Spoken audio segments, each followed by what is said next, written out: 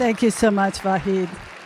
I want to say right away that Code Pink is a proud partner with INDER in this project, the first lawsuit by an Iraqi against the U.S. government, those individuals that he named, and we're very proud of that project. It's called Justice for All, and you can read more about it on codepink.org. So I'm wearing one of my favorite T-shirts. It's a quote by Gloria Steinem. The truth will set you free, but first it will piss you off. Are we pissed off yet? I know I am. So I have my prepared remarks, but what Inder said, I want to follow up with a very quick story from my childhood because it directly links to those Nuremberg trials and the horror of the Holocaust and World War II that lay behind it. My grandfather was a middle-aged, married, happy attorney working for the Department of the Interior in D.C. when World War II started. And he wound up going to Europe as part of Patton's army. And he was a major in the army. And then afterwards, he was the military commander of a small town near Dachau in Germany. So the local people, the local gentry came to him with lots of complaints about how they hadn't been able to do this and that under the Nazi regime. He went to Dachau, he saw the horrors, he had a photo of an emaciated corpse from Dachau made into a giant poster and copies put up all over that little town. Because what the people had said to him was, when he and other Americans started to confront them with the horror of what they had done, their comeback line was, "We are not to blame." So in German, under that photo of the victim, it says, "Then who is to blame?" He told me that story when I was 10, and it really has entered my heart, and it is the foundation of my passion as an activist for justice and peace in this world. If we do not stand up against the surveillance of everybody for no goddamn good reason, and all that is interlayered over that, then we too are to blame. I don't want to be to blame. And I know you don't want to either. Thank you. So I'm a Code Pinker. Code Pink doesn't need to be surveilled because we take our message to the powerful people. We take our messages to their homes. Ask Senator Feinstein and Congresswoman Pelosi. And up here on the stage with me, by the way, and you'll hear her in a few minutes, Toby Blomet organized an encampment that was like a prefiguring of the Occupy encampments for weeks at Nancy Pelosi's home, because Nancy Pelosi somehow could not cut off the funding for the Iraq War when she was Speaker of the House. How lame is that? So we take our message to the congressional offices. We take it to the gates of the White House. We take it to their confirmation hearings. And if you don't believe me or you don't remember, just ask John Brennan, who is now head of the CIA, and Jay Johnson, the new head of the Department of Homeland Security. We go to their military bases, and Toby will be talking about the vigils that we're doing at Beale Air Force Base north of Sacramento. We go to their book tours, because war criminals get book tours now. Did you know that? And we go to their fundraisers, yes, including Obama's. I am not happy that Obama is my president. I want Medea Benjamin to be my president. So just last week, Code Pink and our allies at the Bill of Rights Defense Committee took another little trip through the cold rain to Fort Meade, Maryland. Because what's at Fort Meade, Maryland, folks? The NSA headquarters. They hung two banners over the freeway overpass right where the people have to, the employees of the NSA have their employees only exit off the freeway. Those two banners said, "Save America, End the NSA." The NSA needs to be severely defunded. How about some budget cuts?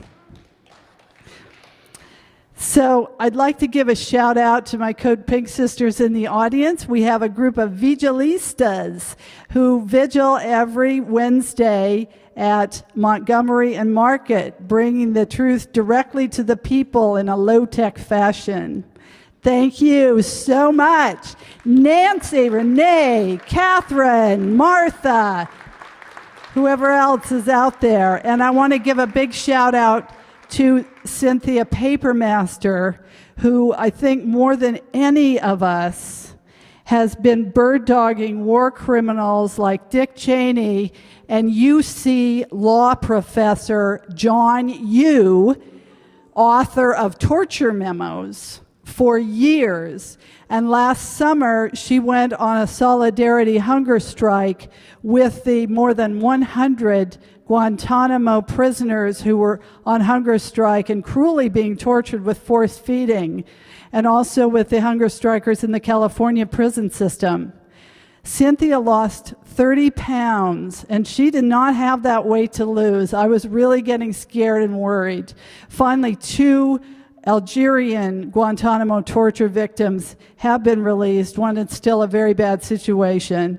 But I just want to so honor the courage that it takes to stand up in the presence of war criminals, and the courage it takes to go over the White House fence, as my Code Pink sister Diane Wilson did last summer. She also was on hunger strike. And the courage that it took and the determination of Cynthia not eating day after day all last summer. Please, let's hear it for Cynthia, wherever you are. Comedy night, that there is some new legislation, the Uniting and Strengthening America by Fulfilling Rights and Ending Eavesdropping, Dragnet Collection, and Online Monitoring Act, and that all spells out the U.S. Freedom Act. And I am in support of this legislation, as inadequate as it is, but I also want to say you cannot make this shit up. We are living in the BS era of U.S. history. BS for beyond satire. So without further ado, my colleague, my dear Code Pink sister, Toby Blomé. Yay, Toby.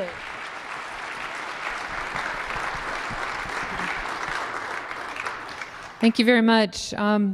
So there's been a group of us, Code Pink and Veterans for Peace, and multiple peace organizations across Northern California that have been having vigils at Beale Air Force Base, which is 1 hour north of Sacramento. And the reason we chose to do this 3 years ago is that Beale Air Force Base controls the Global Hawk, which is one of the U.S.'s most important surveillance drones. And it's also the closest drone base to the Bay Area. And the Global Hawk has the capacity to listen on people's telephone conversations, to receive their text messaging.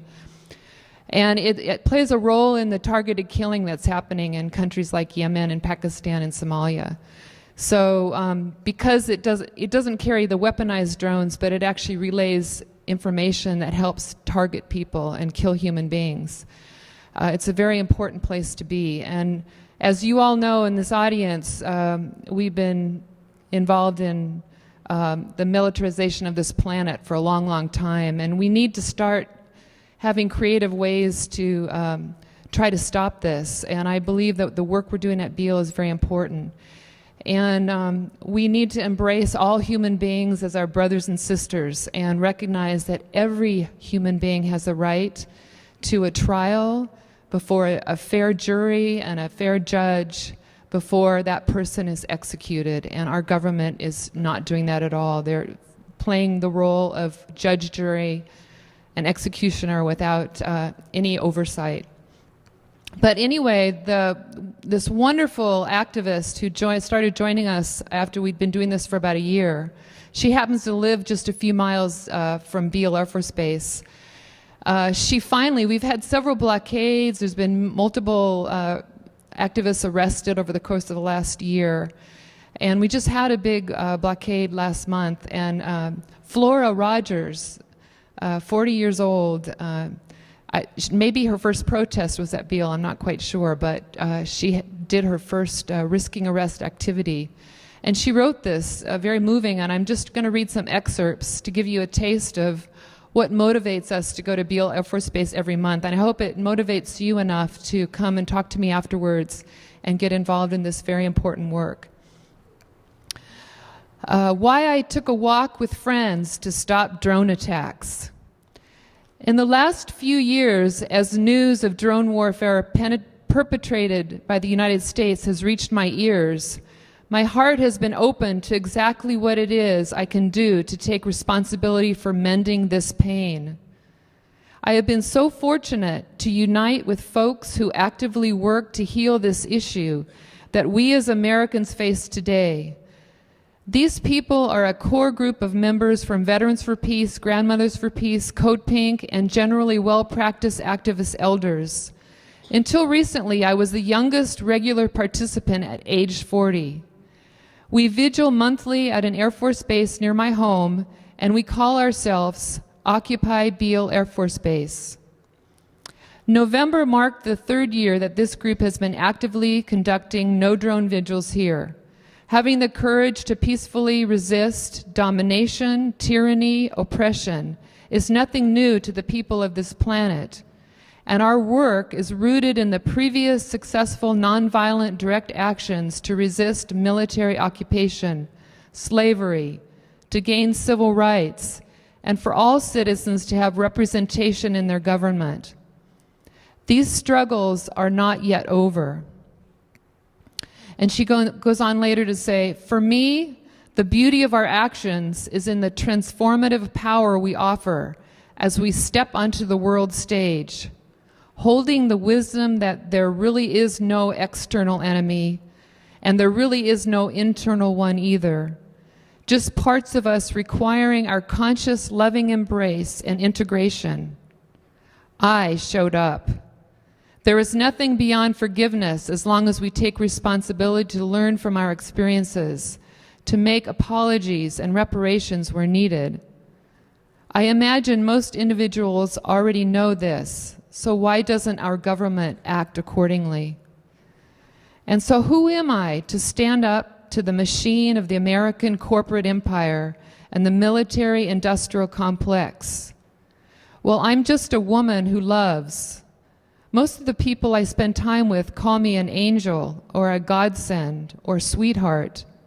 I spend much of my time cleaning, cooking, gardening, and caregiving as I feel called.